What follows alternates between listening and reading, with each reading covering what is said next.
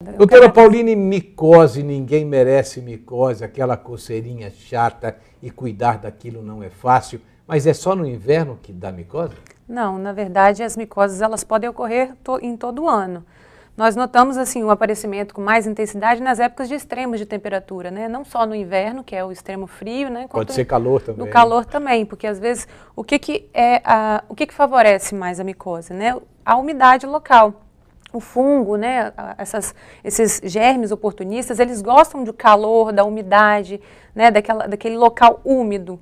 Então, eles se proliferam com mais facilidade nessas regiões, principalmente em regiões de dobra, né, entre os dedos, região de virilha, dobrinhas, eles são mais suscetíveis a proliferar nesses locais, porque a umidade tende a ficar mais guardadinha ali, então há uma proliferação mais intensa na umidade.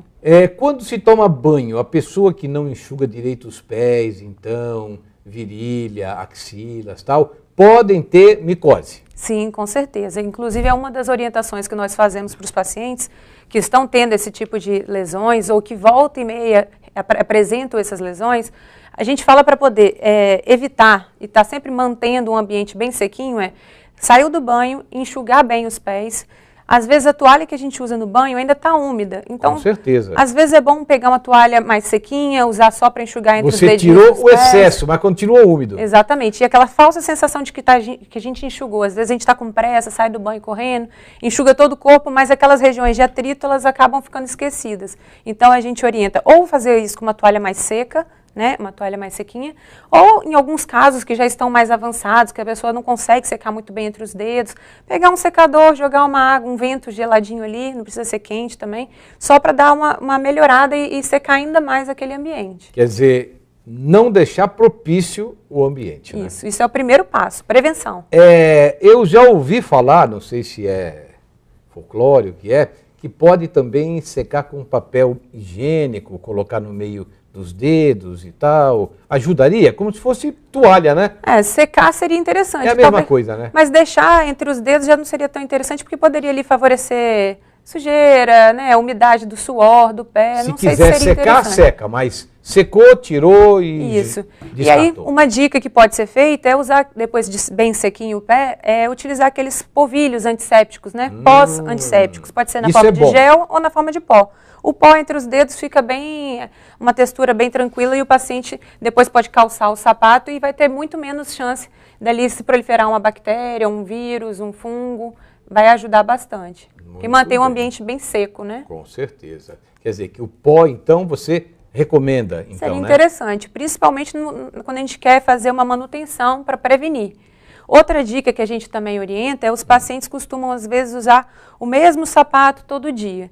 Então, se o paciente usou um sapato hoje, a gente recomenda que no outro dia ele troque por outro, para fazer como se fosse um rodízio. Sim. Porque aquele sapato que foi usado no dia anterior, ele acumulou a transpiração, toda a umidade que foi retransferida ali do pé para o calçado. Perfeito. Ele fica úmido e o interessante é a pessoa não usar esse mesmo calçado, talvez até colocá-lo num ambiente... Deixar secar, não é isso mesmo? Talvez colocar no sol para pegar um pouco de calor, né? E também refrescar. A gente fala para deixar ele respirar. Bactérias podem ficar nele também? Que são responsáveis muitas vezes por surgimento de odores nos pés, né? O famoso chulé. Então, essa eu gostei. A gente tem que evitar. Cuidado com o seu pé, rapaz. Então, a gente tem que evitar ficar calçando o mesmo sapato todo dia. A gente pode fazer um rodízio, não precisa ter vários pares. Se você deixar pelo menos umas 24 horas aquele calçado, dar uma ventilada, isso já vai favorecer. Sempre trocar as meias também, não ficar usando a mesma meia do dia anterior, porque também vai ter o mesmo efeito. É verdade. Eu costumo, quando chego em casa, que eu tiro o sapato, eu levo lá fora e deixo tomar um vento, sério. Isso, é uma medida correta. Eu peguei costume, isso aí. Eu chego, tiro, coloco chinelos e tal, levo lá fora e boto lá em cima e deixo lá um tempo lá. Que aí quando você pega de volta, você cheira assim, não cai para trás, né? Porque senão a coisa fica feia. Então, trocar meia é importante, senão vai acumulando coisas, não é? Agora, doutora, você falou que pode ser no inverno ou no verão a micose pode aparecer. Muito bem. Agora, quando se fala em constituição física, existem pessoas que não têm micose. Por quê? Muito provavelmente a pessoa tem uma pele que não é uma pessoa que não transpira muito, que não tem uma predisposição, a barreira cutânea, né? Que a nossa pele a gente considera como se ela fosse um muro, uma barreira. Sim. Se essa barreira está íntegra, ou seja, se o muro não tem nenhuma infiltração, nenhum quebradinho, esses ativos, né? Agentes da poluição, fungos, bactérias, vírus, não penetram, eles dificilmente vão penetrar numa pele que está íntegra.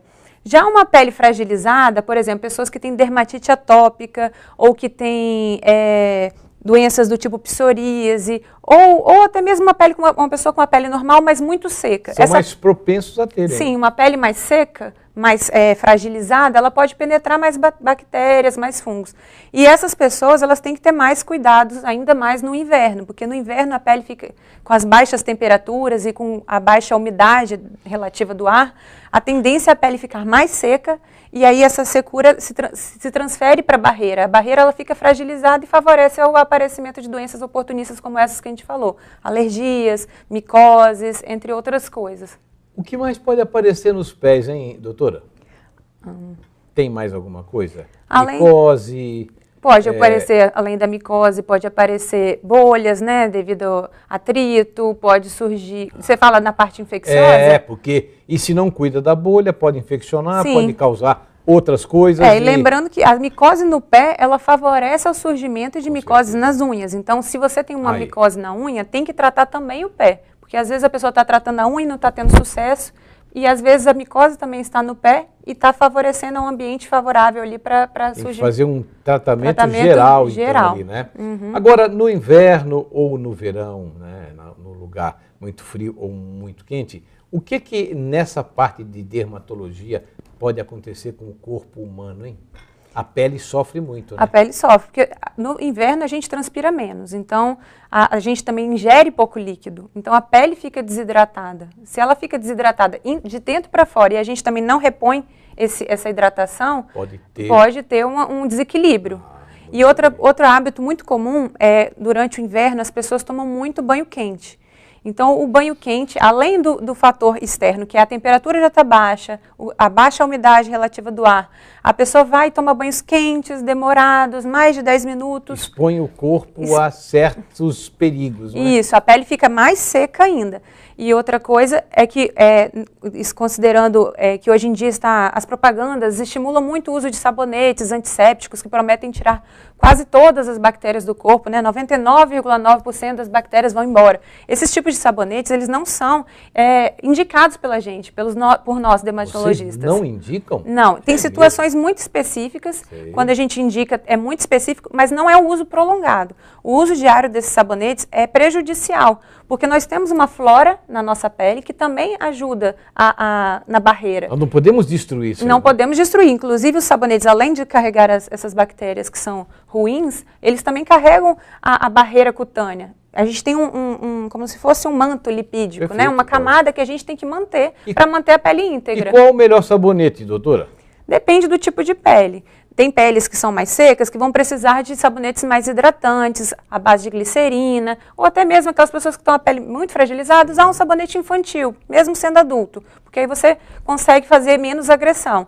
Já as pessoas que têm a pele oleosa, a gente sugere usar sabonetes, né, principalmente no rosto, quando a pele é muito oleosa, usar sabonetes à base de ácido salicílico, de ácido glicólico, entre outros ativos. Perfeito. Mas sempre com a orientação de um dermatologista, principalmente para saber qual que é o seu tipo de pele, e a gente não pode transportar o que a gente vê para um colega, para uma outra pessoa, para nós. Né? Porque deu certo para alguém, a gente não pode reproduzir isso. Porque o seu tipo de pele é outro. Cada um tem um tipo de pele, exatamente. Então, todo problema que acontecer com você, problema dermatológico, não é? Não vá se cuidar, não é porque a comadre falou, sua amiga falou, a conhecida da sua mãe falou, a vizinha falou, é o que a doutora disse, é procurar um especialista, é procurar um médico, é procurar o dermatologista, não é? E fazer um estudo do que você tem, para poder ser indicado o melhor caminho, o melhor remédio, não é isso mesmo? Isso, com certeza. É isso aí. Então, olha só, todo cuidado é pouco no inverno e no verão também, porque a pele é uma coisa muito sensível, né? Então, cuide bem da sua pele, tá bom? Doutora Pauline, muito obrigado pela sua visita e sucesso, viu? Obrigada.